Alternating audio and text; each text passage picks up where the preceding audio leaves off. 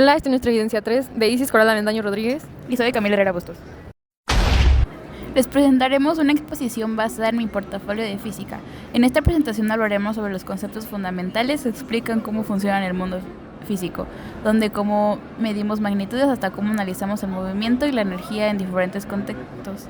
Vamos a ver paso a paso temas como unidades, vectores, leyes de Newton, energía, movimiento rotacional y más. Mediciones unidades. Empezamos con lo básico, como medimos en física. Una cantidad física es cualquier propiedad que se puede medir, como la masa, el tiempo, la temperatura. Usamos unidades como el metro o el segundo para expresar esas cantidades. Hay diferentes tipos de medición. Directa, por ejemplo, usamos una báscula para medir la masa. Indirecta, como calcular la velocidad dividiendo distancia entre tiempo. Existen errores de medición que pueden ser sistemáticos, como un instrumento mal calibrado. Aleatorios, como pequeñas variaciones al repetir una medición. También hablamos de un error absoluto y relativo, que ayudan a entender cuán precisa es la medición. Por último, el sistema internacional es el estándar que usamos para expresar todas las unidades científicas, como el metro, el kilogramo, el segundo, entre otros. También usamos prefijos como kilo, mili o micro para facilitar cálculos. Tema 3. Cantidades escalares y vectoriales. En física hay dos tipos de cantidades escalares que solo tienen una magnitud y unidad, como la masa, vectoriales que además de magnitud tienen dirección, como la velocidad. Podemos representar los vectores de dos formas, gráficamente como flechas donde la dirección muestra hacia dónde va y en lo largo representa su magnitud. Analíticamente usando componentes en los ejes Y y X, aplicando trigonometría para obtener su magnitud y dirección.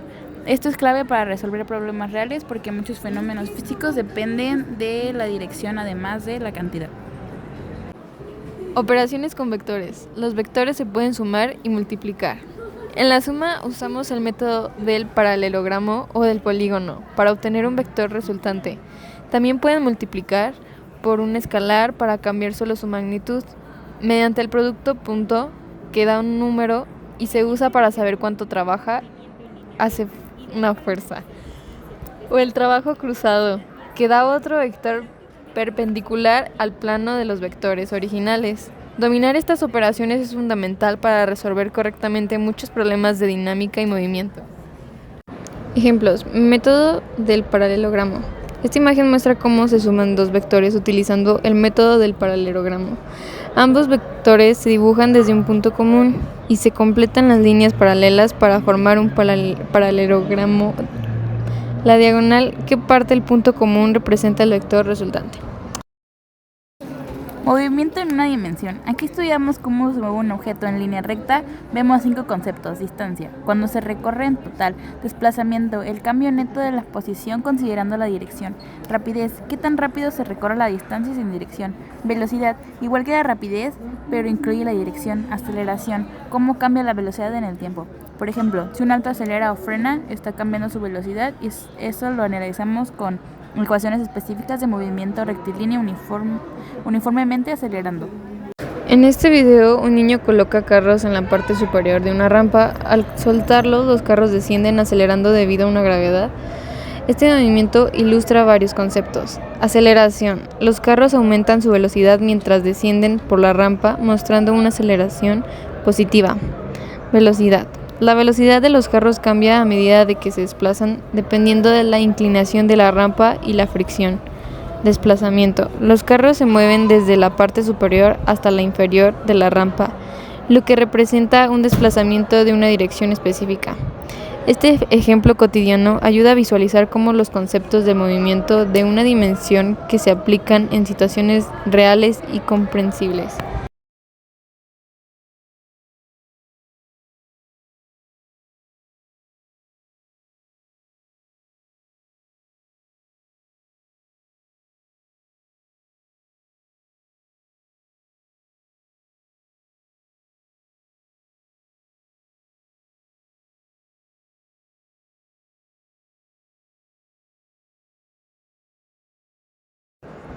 Ejemplo 3. Montaña rusa en descenso. Cuando una montaña rusa desciende por una pendiente recta, experimenta una aceleración constante debido a una gravedad, ejemplificando un mRUA. La aceleración constante en este caso es negativa si se lo considera hacia arriba como dirección positiva, ya que la velocidad del carrito aumenta en dirección opuesta. Ejemplo 4. Automóvil en una carretera recta. Un automóvil que se desplaza a velocidad constante por una autopista recta ejemplifica un movimiento rectilíneo uniforme. En este caso, la distancia recorrida es directamente proporcional al tiempo transcurrido y la velocidad permanece constante. Este tipo de movimiento se caracteriza por tener una aceleración ruta, ya que la velocidad no varía con el tiempo. Movimiento con aceleración constante. Este movimiento ocurre cuando un objeto cae y la gravedad actúa constantemente con menos 9.8 metros por segundo al cuadrado. Existen 3 casos: caída libre, el objeto cae desde el reposo; tiro hacia abajo, el objeto ya tiene velocidad al caer; tiro hacia arriba, el objeto sube, se detiene y luego cae. Las fórmulas nos permiten calcular la velocidad final, altura máxima o tiempo de vuelo. Un dato importante es que el tiempo de subida y bajada es el mismo y que la velocidad al volver al punto inicial es igual pero negativa.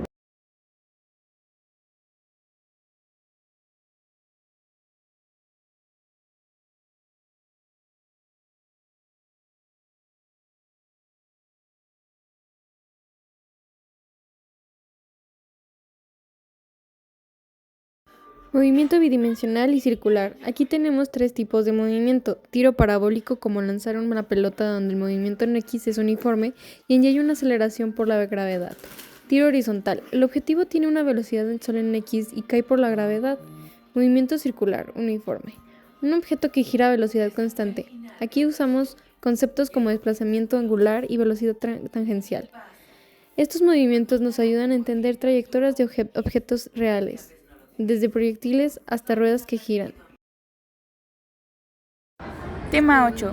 Leyes de Newton. Estas 3 leyes explican por qué se mueve o se queda quieto un objeto. Primera ley: un cuerpo en reposo en movimiento uniforme sigue así si no hay fuerzas externas. Ley de inercia.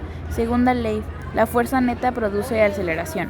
Tercera ley: a toda acción corresponde una reacción igual y opuesta. Estas leyes son la base de toda la dinámica. Fuerza y diagramas de cuerpo libre. Identificamos las fuerzas más comunes. Peso, la fuerza de gravedad; normal, la que ejerce una superficie; tensión, ejercida por cuerdas; fricción, que se opone al movimiento, puede ser estática o cinética.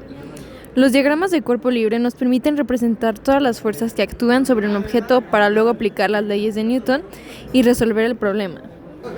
Aplicaciones de las leyes de Newton. Aquí aplicamos lo aprendido a situaciones reales. Un bloque colgado de una cuerda, un objeto en plano inclinado. Analizamos la tensión en cuerdas y la aceleración del objeto. También vemos el equilibrio transicional, donde la fuerza neta es 0 y el objeto está en reposo o se mueve a la velocidad constante. Tema 11. Trabajo mecánico y energía cinética. El trabajo se da cuando una fuerza causa desplazamiento. Se calcula como trabajo igual a F por D por cos en paréntesis 8. La energía cinética es la energía del movimiento y depende de la masa y velocidad. El teorema trabajo-energía dice que el trabajo total cambia la energía cinética. Y también hablamos de potencia, que es el trabajo hecho por unidad de tiempo.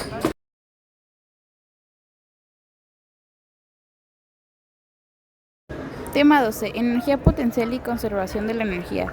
La energía potencial depende de la altura. Cuando un objeto cae, esa energía se transforma en cinética. En ausencia de fricción, la energía mecánica se conserva. También vemos la diferencia entre fuerzas conservativas, como la gravedad, y fuerzas no conservativas, como la fricción, que transforman energías en calor. En este caso, una niña de 40 kilos salta desde la plataforma de 2 metros. Lo que buscamos es saber con qué velocidad llega al suelo. Primero calculamos la energía potencial al inicio de la forma, que sería 40 por 9.8 por 2, que da 784. Cuando llega al suelo, esa energía se transforma en energía cinética, así que usamos la fórmula K igual a 1 medio por m por v al cuadrado y despejamos para encontrar la velocidad. Al final, la velocidad que obtiene al caer es 96.26 mc. Equilibrio de cuerpos no puntuales. Vemos 2 tipos de equilibrio. Estático: el objeto está en reposo. Dinámico: que se mueve a la velocidad constante para que haya equilibrio. Se deben cumplir 2 condicionales. 1. La suma de fuerzas es 0. 2. La suma de los torques o momentos también debe ser 0. Esto es muy útil para analizar estructuras como puentes, vigas o escaleras. Tema 14. Cinemática del movimiento rotacional. Cuando un objeto gira, usamos variables como ángulo, velocidad angular y aceleración angular. Relacionamos rotación con desplazamiento lineal usando fórmulas como v igual a r sobre velocidad angular. También hablamos del movimiento circular uniforme, velocidad constante y acelerado, donde cambia la velocidad angular. Dinámica del movimiento rotacional. Aquí aprenderemos qué causa el giro, el torque.